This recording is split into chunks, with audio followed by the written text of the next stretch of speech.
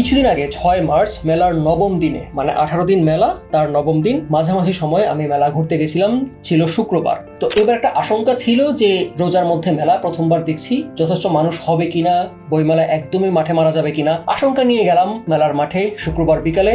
গিয়ে দেখলাম যে ওয়াও, অ্যামেজিংলি ইফতারের আগের টাইম এবং অনেক সংখ্যক মানুষ মেলায় উপস্থিত। শুক্রবার সাধারণত একটা ভিড় হবেই, এবং এই শুক্রবারটা মানে মেলার নবম দিন থেকে আগের দিনগুলোর চেয়ে মানুষ একটু বেশি যাওয়া শুরু করেছিল। শনিবারটাও দেখলাম আরেকটা ছুটির দিন। আশঙ্কা যেটা ছিল সেটা হয়তো একটু কাটিয়ে ওঠা গিয়েছে, কারণ আমি সোম এবং রবিবার মানে টোটাল 4 দিনের মধ্যে শুক্র শনি দুটো উইকেন্ড, রবি এবং সোমবার 4 দিন দেখলাম যে ভালো সংখ্যক মানুষ উপস্থিত আছে মেলাতে। এবং সাধারণত নর্মাল দিনগুলোতে বইমেলাতে যেই ভিড় হয় সেটা ওই রবি সোমবারেও কন্টিনিউড ছিল। আরেকটা মজার বিষয় আছে, সেটা হচ্ছে এবার রোজা হওয়াতে সিনারিও সম্পূর্ণ ভিন্ন। সাধারণত দুপুর গড়িয়ে বিকাল হলে মানুষজন মেলায় যাওয়া শুরু করতো। এবার যেহেতু দুপুরের খাওয়ার চাপটা নাই, দেখলাম যে দুপুর থেকেই 2টায় মেলা খুলবে, স্টলের মানুষজন আসা দূর, তার আগেই দর্শনার্থী সবাই এসে মেলা ভর্তি। রাস্তাঘাটে যথেষ্ট সংখ্যক মানুষ দেখতে পেয়েছি। এবং মজার দৃশ্য ছিল এবারের ইফতার সিনারিও। যখন ইফতার টাইমটা হচ্ছে, সব স্টলের মানুষজন, পুরো ব্লকের মানুষজন এক জায়গায় হয়ে একসাথে বসে ইফতার করছে। আর যারা দর্শনার্থী আছে তারা লেকের চারপাশে একদম ভর্তি করে, ফুড স্টলে তো আছেই, লেকে এবং অন্যান্য জায়গাতে যাদের পরিচিত স্টল আছে সেখানে গিয়ে ইফতারে পার্টিসিপেট করছে। তো এই যে সবাই একসাথে হয়ে আসাটা, একসাথে হয়ে একটা কিছু শেয়ার করা, ইফতার করা, খাওয়া দাওয়া, এটা বেশ হোলসাম একটা সিন ছিল। আমরা পাঠকরা বা দর্শনার্থীরা যেই চিন্তায় ভুগছিলাম যে এবারের মেলা আসলে কেমন হচ্ছে, একটা নেগেটিভ পারসেপশন ছিল, আমার মনে হয় আমাদের জায়গা থেকে অন্তত মেলাটা খুব একটা খারাপ যাচ্ছে না। যারা বিক্রি করছেন বা যারা প্রকাশক, তারা বলতে পারবেন যে বিক্রির অঙ্কে তাদের এবারের মেলা কেমন যাচ্ছে, এবং সেইটার পেছনেও কারণগুলো কিন্তু একটু দেখতে হবে। এবারের মেলায় কবে শুরু হচ্ছে সেটার একটা অনিশ্চয়তা থাকাতে বাংলা একাডেমি এবং প্রকাশকদের প্রিপারেশন নিতে, স্টল সাজাতে দেরি হয়ে গেছে। প্রথম 5 দিন এখানে লস হয়ে গেছে। সো মানুষজন এসেও প্রথমে ভালো কিছু দেখার পায়নি। এছাড়াও একটা কন্টিনিউটি থাকে যে বইমেলার মাস 1 ফেব্রুয়ারি থেকে মেলা শুরু হবে, তাই জানুয়ারি মাস থেকে একটা প্রিপারেশন, ছাপানোর যে তড়িঘড়ি সবকিছু একটা রিদমে আগায়। এবার এই অনিশ্চয়তার কারণে এই আগের থেকে কাজ গোছানোটা হয়ে ওঠেনি। এইবারের মেলার একটা খারাপ অবস্থা এই অনিশ্চয়তা থেকেই তৈরি হয়েছিল। যে আশঙ্কাটা নিয়ে অনিশ্চয়তা তৈরি হয়েছিল যে মানুষ যাবে না, আমার মনে হয় এই জায়গাতে আসলে একটু নিশ্চিত হওয়া গেছে, মানুষ যাচ্ছে মেলাতে। যারা ভিডিও দেখছেন তাদের প্রতি আমার অনুরোধ, অন্তত যদি চিন্তা থাকে যে 2টা চিন্তা, এক হচ্ছে মেলায় গিয়ে মজা হবে কিনা, মেলায় যান, ভালো মজা করে আসছে 4 দিন, আপনিও মজা করতে পারবেন। এবং সেকেন্ড পয়েন্ট, ইফতারের টাইমের পরে যাব কিনা, মানে ঘরে ইফতার করে তারপর মেলায় যাব কিনা, কোনো দরকার নাই। মেলায় যেই ইফতার করেন দুপুর থেকে বা বিকাল থেকে যান, এবং মেলাতে খাওয়া দাওয়া করার জন্য ভাজা পড়া ইফতার আইটেম বা একদম সবজির আইটেম অথবা ভালো খাবার দাবারের আইটেম সব কিছুই আশপাশে ঢাকা বিশ্ববিদ্যালয় অথবা মেলার এরিয়ার ভেতরে অ্যাভেলেবল আছে। ঈদের বাজারের আগে দিয়ে মেলায় একটু ঢু মেরে আসুন। 15 মার্চ পর্যন্ত মেলা তো আছে। চলেন আগে আজকের যে বিষয় 2026 বইমেলার বুক হল, সেগুলো আজকে আপনাদেরকে আগে দেখিয়ে ফেলি। প্রথমেই ঢাকা কমিক্স থেকে জুম আর নেটো জুম সিরিজের 4র্থ বই। এর আগের 3টা বই একসাথে ট্রিলজি হিসেবে প্রকাশিত হয়েছিল, আবার আলাদা আলাদাও আছে, আমার আলাদা করে কেনা, যেগুলো শেষ হয়ে যাচ্ছে স্টল থেকে দ্রুতই। তারপর একই আর্টিস্টের সব্যসাচী চাকমা, তার পাঞ্জেরি থেকে প্রকাশিত তেজ সিরিজের 2য় বই পিলেন অ্যাটাক। তেজ নাকি আগের মতোই, আগের থেকে অনেক ভালো হয়েছে, তার হিউমার লেভেল খুবই ভালো। আমার ভাগ্নে, আমার বাচ্চা পরে হচ্ছে রিভিউ দিল, খুবই এনজয় করছে। সতীর্থ প্রকাশনী থেকে সাখাওয়াত হোসেনের গল্পের বই অবগুণ্ঠন, এটা বোধহয় সাখাওয়াত হোসেনের প্রকাশিত 4র্থ বই। তো অবগুণ্ঠন প্রায় 15টা গল্প এখানে সংকলিত হয়েছে, এবং গল্পের প্লট, এক্সিকিউশন, গল্প বলা সবকিছুই খুবই ইন্টারেস্টিং লাগছে। শেষ করে তারপরে রিভিউ দিব। আমি খুবই এনজয় করছি, যতগুলো পড়লাম 6টা গল্প খুবই ভালো লাগছে। আপনারা সতীর্থ প্রকাশনীকে বইমেলায় খুঁজে পেতে একটু কষ্ট হবে। লেকের দক্ষিণ দিকে যে সারি সারি দোকানগুলো আছে, পিছন দিকে গিয়ে আর কি ফুড স্টলের আগে পেয়ে যাবেন। ছোটবেলার স্মৃতি আপনাদের, কিন্তু আমি বড় বেলায় এসে যে সিরিজটা শুরু করেছি সেটা হচ্ছে মাসুদ রানা। প্রথম ভলিউমটা পরে আমার খুবই ভালো লাগছে, সো সেকেন্ড ভলিউমটা মেলা থেকে কিনলাম। মেলা থেকে কেনার কারণ, সেবা প্রকাশনীর বই ইউজুয়ালি 25% ছাড় বই মেলা ছাড়া অন্য সময় পাওয়া যায় না। তো আপনারা বইমেলা থেকে যেসব বই সব থেকে ভালো ছাড়ে পাবেন, সেবা তার একটা, বইগুলো কিনে নেবেন। তারপর আমার প্রিয় লেখকের নতুন উপন্যাস ছায়া অবলম্বনে, ঋদ্ধ প্রকাশ থেকে এসেছে। এটা একটা হরর উপন্যাস, এর বেশি কিছু বলতে পারছি না। আসলে নভেলা সাইজের, খুবই ছোট। তো এটা পড়ে আপনাদের জানতে পারবো কেমন লাগলো। আরেকটা জনরা ফিকশন, বিবলিও সংকলন, মেডিকেল থ্রিলার। বিবলিও সংকলন যে উদ্যোগটা বিবলিওফাইল প্রকাশনীর, তাদের ফ্যান্টাসি, থ্রিলার, হরর নিয়ে আলাদা আলাদা সংকলন হয়েছে। এই সংকলনটা মেডিকেল থ্রিলার নিয়ে এখানে কয়েকজন ডাক্তার এবং ডাক্তার ছাড়াও লেখক লিখেছেন। তো এটি ইন্টারেস্টিং, কারণ এই জনরাতে খুব বেশি কাজ কিন্তু বাংলা কন্টেম্পোরারি সাহিত্যে আমি পাইনি। দেখা যাক পরে কেমন লাগে। আমার একদম নতুন একজন লেখকের সাথে পরিচিত হচ্ছে, মানে প্রথম পরিচয় হচ্ছে। তিনি হচ্ছেন চাণক্য বারোই। তার দুটা বই, সুন্দরবনের প্রেক্ষাপটে, কিশোর উপন্যাস, অ্যাডভেঞ্চার উপন্যাস। একটার নাম জল মানুষ, পরের বইটার নাম অরণ্যদস্যু। প্রকাশিত হয়েছে প্রসিদ্ধ পাবলিকেশনস থেকে, লেকের দক্ষিণে। আপনারা খুঁজে পাবেন স্টলটা, এখানে অনেক ভালো ভালো বই দেখেছি। তো এই দুটা বইয়ের কাভার যেমন সুন্দর, কাভারগুলো করেছেন সব্যসাচী মিস্ত্রি। সুন্দর কাভারের দুটা বই, পরে আপনাদের জানাবো কেমন লাগলো। পাঞ্জেরি থেকে আরেকটা বই নিয়েছি, কারণ সেদিন পাঞ্জেরিতে আর্টিস্ট শাহরিয়ারকে দেখতে পেয়েছিলাম। বেসিক আলী হচ্ছে বাংলাদেশের প্রথম স্ট্রিপ কমিক্স, মানে পত্রিকার পাতায় একটা স্ট্রিপ, 3টা প্যানেলের ছোট্ট গল্প যেগুলো হয়, তার প্রথম উদাহরণ।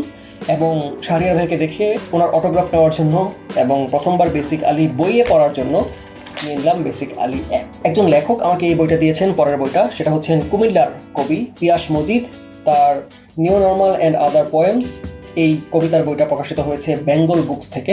তো বেঙ্গলে আপনারা কিশোর ক্লাসিক বা অনুবাদ এবং উপন্যাস, নিবন্ধ, এমন খুব ভালো প্রকাশনীর, ভালো প্রচ্ছদের বই দেখে এসেছেন। তারা এবার প্রথমবার ইংলিশের জন্য আলাদা একটা সেকশন বা প্রকাশনের একটা নতুন সিরিজ করছেন। সেখানে দেখবেন বেঙ্গল বুকস, এখানে আর ব একার পেয়ে নাই, বি লেখা। নতুন একটা স্টাইল শুরু হচ্ছে তাদের। এইখানে যেই প্রোডাকশনটা হয়েছে বইয়ের, এটা আমি একটু দেখাতে চাই, কারণ বাংলাদেশি পেপারব্যাক কতটা ভালো হতে পারে, ভালো করা যেতে পারে, তার একটা উদাহরণ হয়ে থাকবে এই বইটা। অল দ্য বেস্ট বেঙ্গল বুকসকে তাদের এই রকম বই আরও আনার জন্য। তারপর আরেকটা পেপারব্যাক, আমার পেপারব্যাক খুব ভালো লাগে, সেটা হচ্ছে এই বইটা সংহতি থেকে প্রকাশিত, পাহাড়ে বিপন্ন জনপদ। একজন রিপোর্টারের লেখা কিছু নিবন্ধ, স্মৃতিকথা, যেগুলো বাংলাদেশের পাহাড়ের রাজনৈতিক অবস্থা, সামাজিক অর্থনৈতিক বাস্তবতা নিয়ে লেখা হয়েছে। তো এটার মধ্যে দুটা বই এসেছে। প্রথম বইটা পাহাড়ের পথে পথে, রিপোর্টারের ডায়েরি, সেটা আমার পড়া হয়েছিল। তো সেটা সহ বাকি লেখাগুলো এখানে পেলাম বই আকারে সংগ্রহ করার জন্য। প্রথম বইটা আবার পাওয়া যায় না। নেক্সট বইটা যেমন বিষয়ের জন্য আগ্রহ জাগিয়েছে, তেমনিভাবে লেখকের নাম দেখে আগ্রহ হয়েছে। সেটা হচ্ছে রায়হান রাইন লিখেছেন নৈশ উৎসবে দুই পলাতক নামের খুবই সংক্ষিপ্ত একটা উপন্যাস। তো এই লেখককে প্রথম দেখি তিনি যখন অতীশ দীপঙ্কর সংকলন নামের একটা বই সম্পাদনা করেছেন, ওইখান থেকে। আর এই উপন্যাসটার প্লট হচ্ছে 24-এর গণ আন্দোলনের পরে দুইটা মানুষ, হয়তো তারা আন্দোলনে সম্পৃক্ত, কোনো কারণে পালিয়ে কোথাও যাচ্ছেন। আসলে রাজনৈতিক সত্যের উপর ভিত্তি করে উপন্যাস, গল্প এমনিতেও ভালো লাগে। এটা যেহেতু সাম্প্রতিক রাজনৈতিক ঘটনা এবং লেখক নাম করা, পড়ে দেখার আগ্রহে প্রথমা থেকে বইটা সংগ্রহ করলাম। তারপর প্রথমা থেকে আরেকটা বই আমাকে উপহার দিয়েছে আমার বন্ধু অথই। তার বিয়ের পরে প্রথম মেলাতে দেখা, সে আমাকে এই বইটা উপহার দিল। আমার এটা নিয়ে ধারণা নাই বেলাল চৌধুরীর লেখা কেমন, কিন্তু অথই যেহেতু বলেছে, তার আবার ভিডিও আছে এই বইটার উপরে, দেখে নেবেন আপনারা। তো এইটা পড়ে দেখবো কেমন লাগে। কলকাতা নিয়ে বই, ভালো লাগবে। তারপর আরেকটা ছোট বই, রুৎকার নোট বই, অনুবাদ করেছেন সুদীপ্ত সালাম। আনা ফ্রাঙ্কের ডায়েরি পড়েছেন না?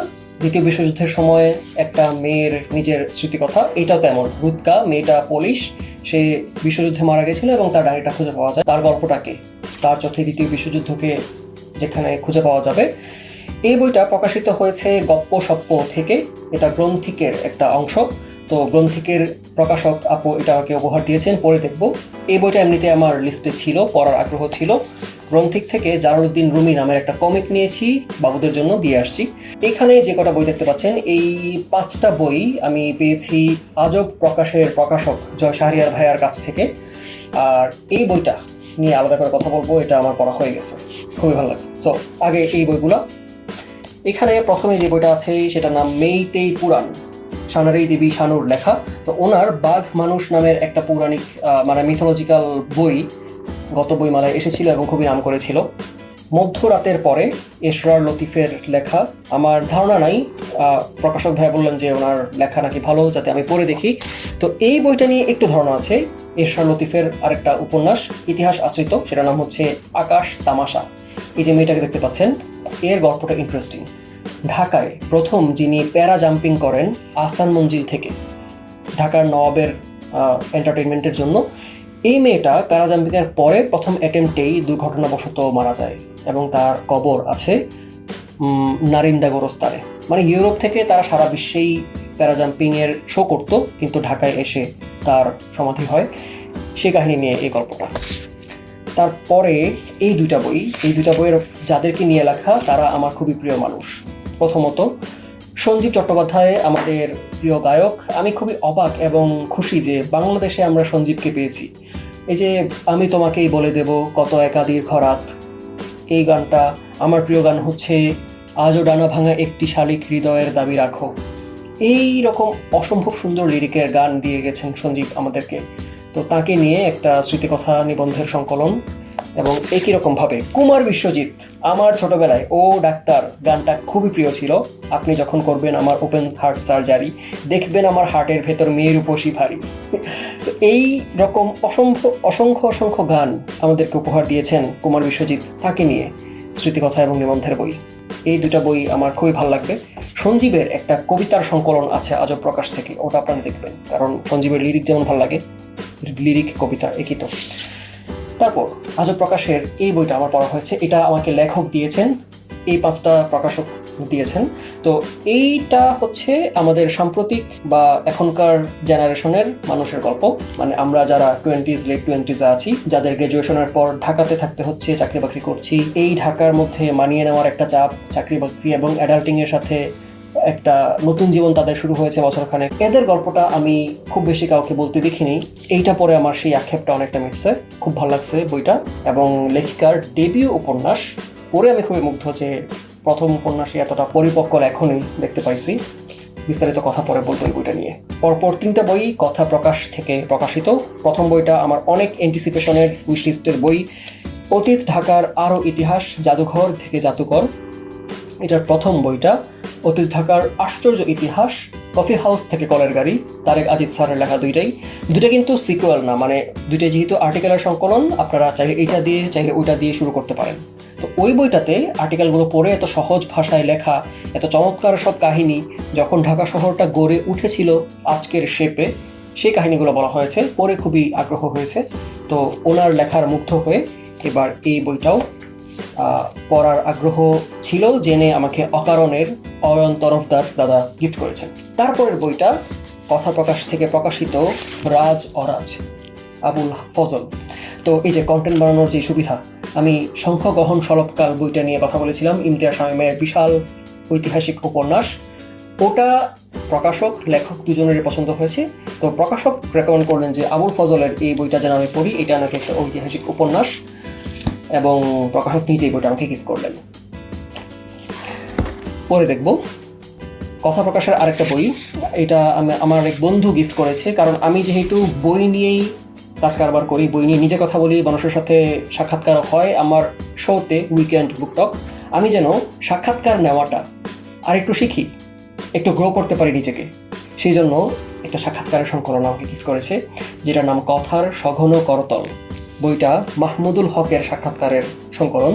মাহমুদুল হক আমার খুবই প্রিয় একজন ঔপন্যাসিক। তার কালো বরফ, মাটির জাহাজ, নিরাপদ তন্দ্রা, খেলাঘর, এই উপন্যাসগুলো খুবই প্রিয় এবং বাংলা ভাষায় একটু কম আলোচিত কিন্তু অসম্ভব ভালো ঔপন্যাসিক যাদেরকে মনে হয় মাহমুদুল হক তাদের একজন। তো তার নিজের কথাগুলো নিজের মুখ থেকে সাক্ষাৎকারে পড়া এবং সাক্ষাৎকার নিতে শেখার জন্য পড়া, এই সুযোগটুকু হবে। কথা প্রকাশের কালেকশন আমার সবসময় খুব ভালো লাগে। তো এই 3টা বই কথা প্রকাশের, এই 6টা আজব প্রকাশের, গ্রন্থিক 2টা প্রথমা, সংহতি, বেঙ্গল বুকস, পাঞ্জেরির 2টা বই, প্রসিদ্ধ প্রকাশনীর 2টা বই, তারপর বিব্লিওফাইল, ঋদ্ধ, সেবা প্রকাশনী, সতীর্থ, ঢাকা কমিক্স, টোটাল 23টা বই এইবারের মেলা থেকে আমার কালেকশন। এবং হয়তো আবার মেলায় যাওয়া হবে না, বাট গেলে আরও বই ঢুকবে, তারপর নতুন ভিডিও আসবে, আমারও খুশি, আপনাদেরও খুশি। But until my next upload, মুসার বইযাত্রায় যা কিছু ঘটে বই নিয়েই ঘটে। সো আপনারা যদি বইয়ের আলাপে আবার আমার সাথে যোগ দিতে চান, তাহলে প্লিজ চ্যানেলটাকে সাবস্ক্রাইব অথবা পেজটাকে ফলো করে আমাকে সেই সুযোগটুকু করে দিতে হবে। And until my next upload, ভালো থাকবেন বইয়ের সাথে।